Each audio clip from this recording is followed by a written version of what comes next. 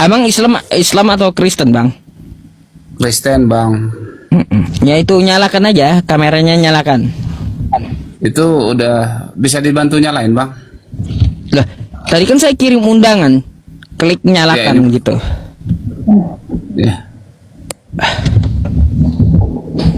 Ini nyala, Bang, udah? Kelihatan belum? Belum. Nah, udah. Nah, baru ya. Silakan. Bang, saya mau tanya, Ya. Bang, mana yang betul? Penyalipan ini rencana iblis atau rencana Tuhan sih?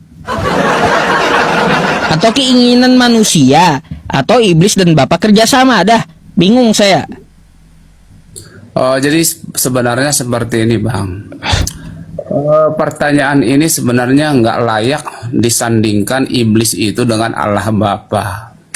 Karena pada dasarnya itu sungguh sangat jauh, tidak bisa dijadikan suatu pertanyaan apakah itu rencana iblis atau rencana Allah.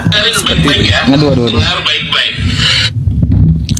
Gini, Bang, ya kita kagak bahas masalah doktrin kagak gitu. Bukannya tidak boleh ditanyakan. Masa jemaat Anda seluruh Indonesia nanti imani saja. Kagak boleh nanya gitu. Baik, kalau abang harus menanyakannya, saya akan jawab, Bang, ya. Ya iya. Artinya Mana yang ini, betul? Bang. Apakah iblis atau Allah Bapa? Jadi kita menjawab ini bukan seperti menjawab pertanyaan seperti anak SD, Bang, ya. Jawabannya seperti ini, agak panjang sedikit, Bang. Manusia jatuh ke dalam dosa, jadi Allah itu murka kepada manusia. Harus ada satu orang yang bisa menanggung murka itu untuk menyelamatkan satu manusia, untuk menyelamatkan seluruh manusia. Satu pun tidak ada yang bisa. Ini doktrin, Bang. Ya, doktrin. Yang saya tanyakan sama Anda, ya, menurut Anda penyalipan itu rencana iblis atau rencana dari Allah Bapa gitu? Nah, abang harus sabar, Bang. Soalnya ini nanti pasti saya jawab, tapi saya jelasin dulu. Jadi setiap jawaban itu kan ada jalannya gitu, ada dasarnya seperti itu, Bang. Saya akan jawab, tapi dasarnya saya sampaikan dulu, Bang, ya. Sabar ya, Bang.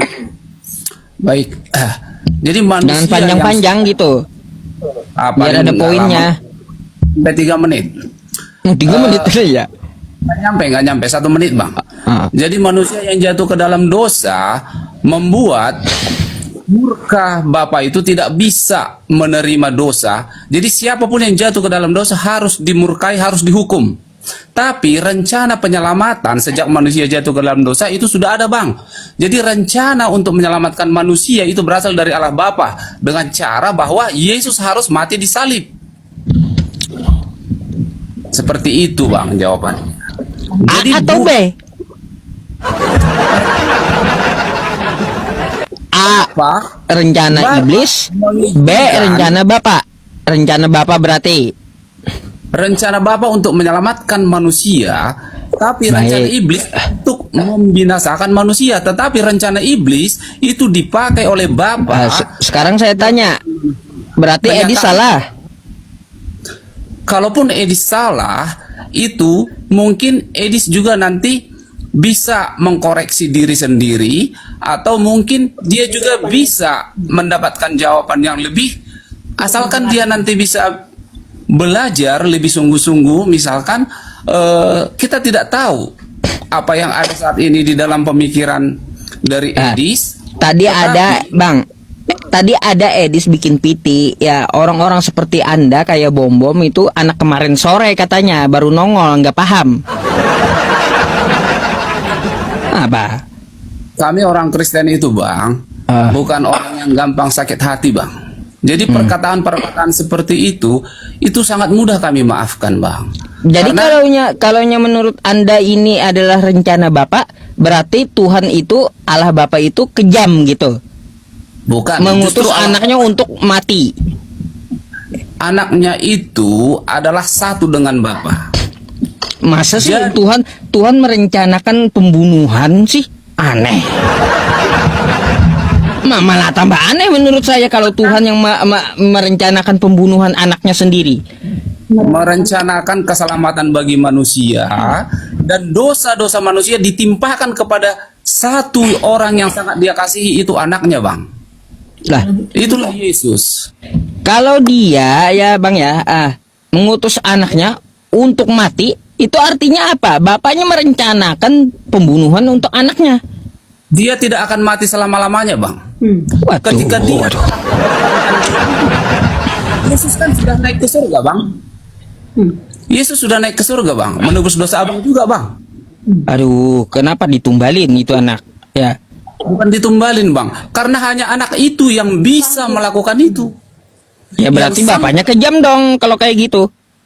Bapaknya itu sangat mengasihi Abang dan kita Kalau semua. mengasihi dia selamatkanlah itu anak. Ngapain dibiarkan mati? Yohanes 3 ayat 16 itu, Bang, ada dasarnya. Karena Aduh. begitu besar kasih Allah akan dunia ini, sehingga dia mengutus anaknya yang tunggal menjadi korban penebus bagi saya dan Abang juga. Nggak ada juga di situ disebutkan. Inilah anakku yang kukasihi, kepada dia saja aku berkenan, maka salibkan dia. Nggak ada. Ada perintah itu, Bang. Tetapi Mana? tidak ada perintah itu, tetapi dia telah mengutus anaknya untuk melakukan misi penyelamatan, yaitu dengan cara apapun dia akan jalani, baik dia disalib, baik dia disesah, itu Misi dia akan penyelamatan. Gimana Seperti mau itu. Bang? Gimana mau menjalankan misi penyelamatan sedangkan dia saja sama tentara Romawi kagak selamat, Bang? Dia nyelamatin dirinya sendiri aja kagak bisa gitu loh. Secara Mau fisik itu, menyelamatkan Bang. orang lain gitu. Secara fisik itu. Ah. Artinya kalau dia mati di kayu salib, itu artinya rencana keselamatan untuk menebus dosa-dosa manusia itu sudah terjadi. Tapi seandainya tadi dia tidak mati di kayu salib, dia melepaskan dirinya, maka yang terjadi adalah manusia tidak akan bisa diselamatkan dengan jalan percaya kepadanya. Tapi barang siapa yang percaya kepada Yesus saat ini, karena Yesus telah mati dan bangkit, naik ke surga, manusia yang percaya kepadanya selamat. Aduh. Coba Anda nih baca nih ya. Saya tunjukkan satu kali ya ayatnya ya. Baca nih Bang ya. Baik. Yohanes 13 nomor 2 ya. Oke? Baik, Bang. Mereka sedang makan bersama dan iblis telah membisikkan rencana dalam hati Yudas. Tuh. Ya, betul. Iya. Jadi iblis biasa mencari untuk membinasakan siapa yang bisa dia binasakan. Jangan Iya, berarti iblis dong yang menginginkan penyalipan. menginginkan penyalipan. Tetapi kalau rencana keselamatan berasal dari Bapa, semua rencana iblis itu tidak akan bisa berjalan kalau Bapa tidak berkenan. Berarti ini rencana iblis gitu penyalipan. Iblis bisa melakukan apa yang dia mau sebatas Bapa surgawi mengizinkannya. Kalau Bapa surgawi tidak mengizinkan, itu tidak Mana akan yang terjadi. betul Bang? Rencana iblis kah? Rencana Bapak kah? Atau jangan-jangan Anda mau katakan kerjasama mereka gitu? Itu datang daripada Bapa surgawi. Ketika manusia pertama kali jatuh di dalam dosa di Taman Eden, rencana penyelamatan itu sudah ada. Ada itu, Bang. Nanti dikatakan di sana bahwa keturunanmu akan meremukkan kepala ular dan ular akan meremukkan tumitmu. Jadi yang meremukkan tumit itu adalah ketika Yesus disalibkan, itu bagian dari apa yang telah dikatakan. Oke, itu kejadian yang telah lalu. Saya nggak bahas ke situ, Bang. Artinya kayak gini. Anda mau katakan iblis dan Bapak sekongkol gitu. Rencana iblis itu pun bisa Tuhan pakai untuk menjadi rancangan kebaikan bagi Oh, Manusia kerjasama berarti kata abang kalau kayak gitu. Kalau Tuhan pakai rencana iblis berarti kerjasama dia. Itu bukan seperti itu. Contohnya ketika Ayub, Bang. Ayub itu diuji.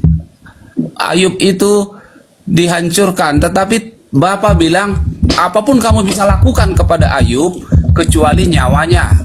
Gitu loh, Bang.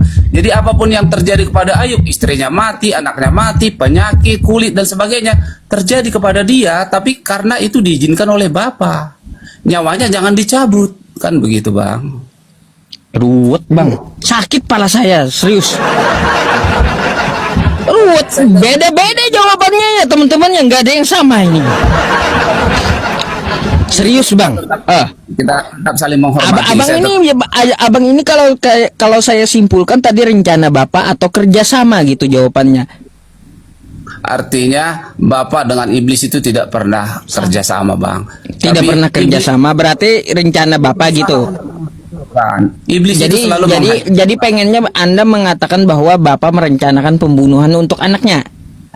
Bukan. Jadi Bapak memberikan suatu korban yang sangat-sangat memberikan korban kan?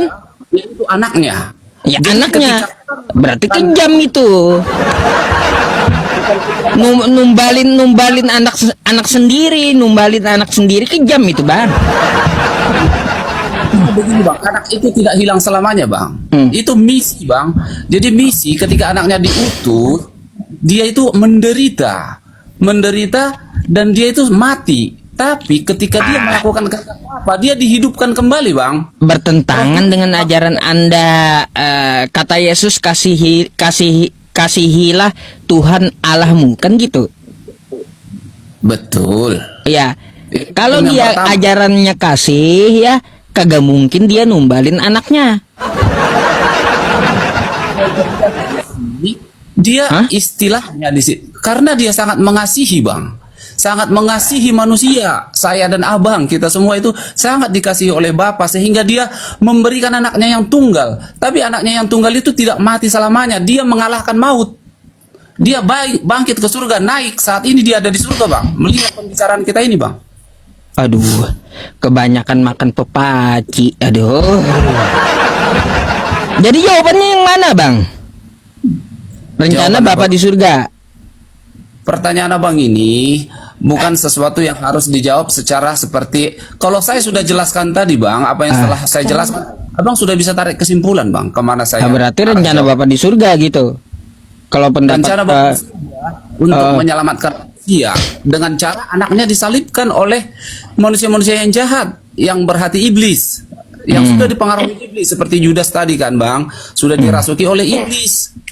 Jadi orang-orang yang mau mendengarkan bisikan-bisikan iblis itu adalah orang-orang yang terkutuk, yang tidak akan selamat. Tapi orang-orang yang percaya kepada Yesus ketika dia telah mati, bangkit dan naik ke surga, itu adalah orang-orang yang memperoleh kasih karunia keselamatan seperti itu, Abang.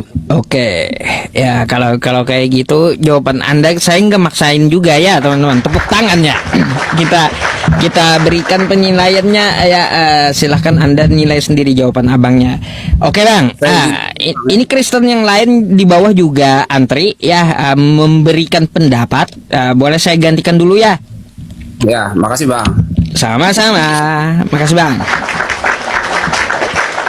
Selamat malam. Wah 21 udah teman-temannya 21.